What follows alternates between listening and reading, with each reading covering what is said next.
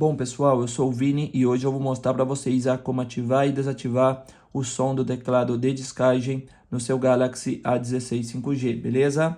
Primeiro passo, você vai entrar no ícone de configuração, vai descer até a opção de som e vibração e aqui você desce até a opção de som do sistema. Aqui então tem o teclado de descagem que você pode desativar ou ativar ele. Se você voltar para trás e entrar em vibração do sistema, temos a vibração do teclado de descagem que você pode ativar ou desativar também, beleza? Então galera, se eu te ajudei, não esqueça do like, deixa seu comentário aqui embaixo e se for possível, se inscreva no canal para mais vídeos.